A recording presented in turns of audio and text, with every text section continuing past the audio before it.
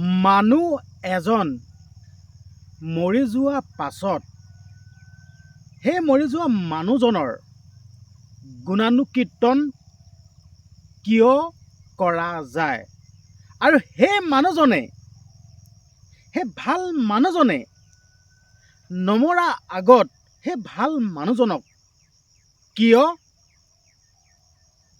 বদনাম কৰে। এই ভিডিঅ'টো মই অসমবাসী ৰাইজৰ বাবে বনাইছোঁ, মোৰ মনৰ কথাকেইটা ক'বৰ কাৰণে। আচলতে মই যি কওঁ ডাইৰেক্ট অপেন কওঁ, আৰু যি কওঁ ডাইৰেক্ট স্পষ্টকৈ কওঁ, হয়তো আপোনালোকে সকলোৱে গমেই পায়। এতিয়াও মই যোনকেইটা কথা ক'ব বিচাৰিছোঁ সম্পূৰ্ণ মোৰ এইকেইটা নিজৰ কথা, মোৰ মনৰ কথা, আৰু মনৰ কথাকেইটা ক'ব বিচাৰিছোঁ। আৰু এইকেইটা 199% ফুল গেৰেণ্টি মই যোনকেইটা কথা কৈছোঁ নহয়, এইকেইটা কথাই হয়। ভিডিঅ'টো প্ৰথমবাৰ শেষলৈকে চাব আৰু কথাকেইটা মন দি শুনিব, আৰু শেষতহে এটা কমেণ্ট কৰিব। এই যে মই আপোনালোকক প্ৰথমতে ক'লোঁ, এজন মানুহ, সেই মানুহজন ভাল দেই, মই বেয়া বুলি কোৱা নাই। এজন মানুহ যেতিয়া মৰি যাব, মৰি যোৱা পাছত সেই মানুহজনৰ গুণ গৰিমা সন্মানেৰে সন্মানিত কৰিব, ধন টকা পইচা সকলো দিব মৰি যোৱা পাছত। এইটো কিয় হয়? সেই মানুহজন মৰি যোৱা পাছত সেই মানুহজনক সন্মান দি গুণ গৰিমা কৈ ধন টকা পইচা দি কিবা লাভ আছে জানো? জীয়াই থাকোঁতেই যদি সেই মানুহজনক সন্মানেৰে সন্মানিত কৰিব যদি নোৱাৰিলে, ধন টকা পইচা যদি দিব নোৱাৰিলে, সেই মানুহজনক যদি প্ৰশংসা কৰিবলৈ নোৱাৰিলে, যি সন্মান দিব লাগে তাক যদি দিব নোৱাৰিলে, মৰি যোৱা পাছত সন্মান দি গুণ গৰিমা গাই কিবা লাভ আছে জানো? কওক আপোনালোকে, কিবা লাভ আছে জানো? মই মানে খেলটো বুজি নাপাওঁ দেই, মই মানে খেলটো বুজি নাপাওঁ। আচলতে আমাৰ লোকসকলৰ এই বস্তুটো কি মানে? যেতিয়ালৈকে মানুহজন নমৰিব, তেতিয়ালৈকে কিন্তু সেই মানুহজন যিমানে ভাল মানুহ নহওক কিয়, সেই মানুহজনৰ অকল বদনামেই পাব আপোনালোকে। বদনাম বদনাম বদনাম।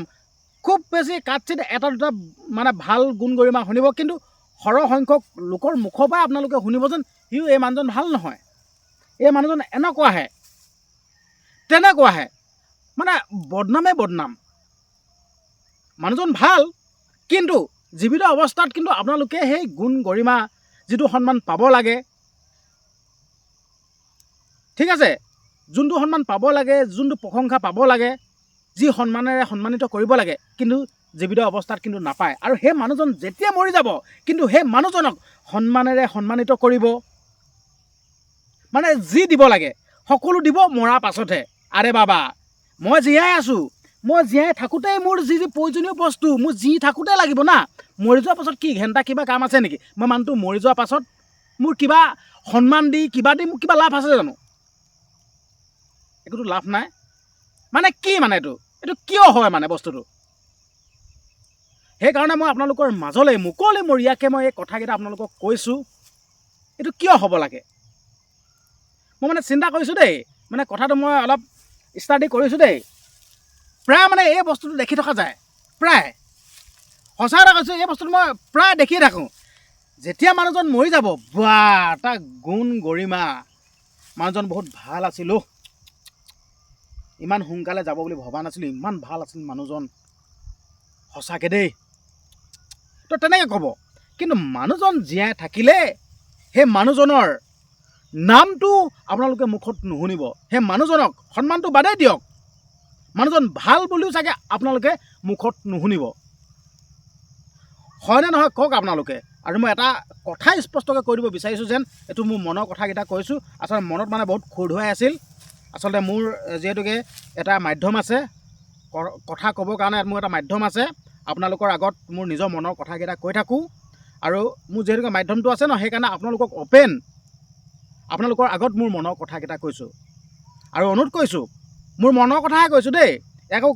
ইয়াত কাকো কিন্তু মই দুখ দিবৰ কাৰণে বা কাৰোবাৰ অন্তৰত দুখ দিবৰ কাৰণে কিন্তু মই এই কথাকেইটা কোৱা নাই। আৰু অনিচ্ছাকৃতভাৱে যদি মানে যদি কেনেবাকৈ যদি কিবা ভুল ভ্ৰান্তি যদি হৈ গৈছে, কাৰোবাৰ যদি মনত যদি কিবা যদি দুখ দি পাইছোঁ অনিচ্ছাকৃতভাৱে, মাফ কৰি দিব। হাত জোৰ কৰি অনুৰোধ কৰিছোঁ, মাফ কৰি দিব। কিন্তু মই কাৰোবাৰ অন্তৰত দুখ দিবৰ কাৰণে, কাৰোবাৰ মনত আঘাত দিবৰ কাৰণে এই কথাকেইটা কোৱা নাই। হাত জোৰ কৰিছোঁ। তো সঁচাকৈ বেয়া লাগে দেই, যোনজন মানুহক জীয়াই থাকোঁতে যি সন্মান দিব লাগে, সেই সন্মানটো জীয়াই থাকোঁতে নাপালে, কিন্তু মৰি যোৱাৰ পাছত সেই সন্মান দি কিবা লাভ আছে জানো? আপোনালোকে কমেণ্ট কৰিব, কমেণ্ট বক্স খোলা আছে। বহুত বেয়া লাগে এনেকুৱা কথাবোৰে, মানে মাথাটো বেয়া কৰি দিয়ে মানে, সঁচাকৈ কৈছোঁ। এতিয়া আপোনালোকে চাবচোন, গাঁৱত কিছুমান এনেকুৱা ছিষ্টেম চলে দেই। বয়সস্থ বৃদ্ধ লোকসকল হোৱা ঢাৰি পাতিত মানে মৃত্যুৰ সতে যুঁজি থাকে, আৰু গাঁৱৰ লোকসকল হওক, ঘৰৰ পৰিয়াল হওক, সেই মৃত্যুৰ সতে যুঁজি থকা সেই বৃদ্ধ মহিলাগৰাকী বা বৃদ্ধজন মাছে মঙহে পূৰা খুৱাবলৈ আহিব। আৰে বাবা, কিবা লাভ আছে জানো? মৃত্যুৰ সতে যুঁজি থকা সেই বৃদ্ধ আইতাগৰাকীক বা বৃদ্ধজনক মাছে মঙহে খুৱাই কিবা লাভ আছে জানো? কিবা আছে জানো? কওক আপোনালোকে। তো এনেকুৱা আছে কথাটো। আৰু আমি যেতিয়া ভগৱানক পূজোঁ, এটা মূৰ্তি লৈ আনো, শৰাই শলিতা ধূপ ধূনা দি হে প্ৰভু কৃষ্ণ, হে কৃষ্ণ প্ৰভু, আমুকে তামুকে পূৰা মানে একদম পূৰা প্ৰাৰ্থনা কৰা যায়।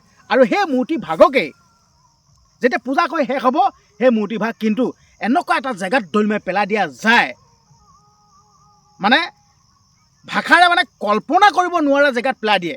ঠিক তেনেকুৱাই হৈছে। মৃত্যুৰ সৈতে যুঁজি থকা মানুহজন বা মানুহগৰাকীক খোৱা খাদ্য খুৱাবহি আৰু মৰি যোৱাৰ পাছত গুণ গৰিমা গাব। আচলতে এইটো হ'ব লাগে জানো? কওক আপোনালোকে। আচলতে মই স্পষ্টকৈ আপোনালোকক কৈ দিছোঁ, মই যোনকেইটা কথা কৈছোঁ মোৰ ভুলো হ'ব পাৰে দেই। কাৰণ কেলৈ, মই আপোনালোকক মই স্পষ্টকৈ কৈ দিছোঁ, ভুলো হ'ব পাৰে।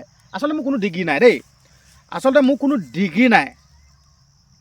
সঁচা কথা কৈছোঁ, মই ক'বলৈ লাজ নকৰোঁ। মোৰ কোনো ডিগ্ৰী নাই, মই কোনো বুদ্ধিজীৱী নহয়, মই কোনো সাংবাদিক নহয়, মই কোনো ডিগ্ৰীধাৰী নহয়। সঁচা কথা কৈছোঁ, মোৰ কোনো ডিগ্ৰী চিগ্ৰী নাই। মই এটা খেতি কৰা ল'ৰা। মোৰ ঘৰ পাহাৰৰ কিনাৰত। হয়খন চাওক আপোনালোকে, হয়খন হ'ল পাহাৰ। ছবিয়ে কেতিয়াও মিছা কথা নকয়, দেখুৱাই চাওক আপোনালোকে। হয়খন পাহাৰ দেখিলে? মোৰ ঘৰ পাহাৰৰ কিনাৰত। মই খেতি কৰা ল'ৰা হয়। মোৰ কোনো ডিগ্ৰী নাই, মই কোনো বুদ্ধিজীৱী নহয়, মই কোনো সাংবাদিক নহয়।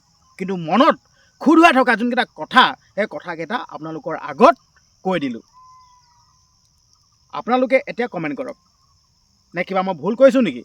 যদি কিবা ভুল কৈছোঁ আপোনালোকে আঙুলিয়াই দিয়ক।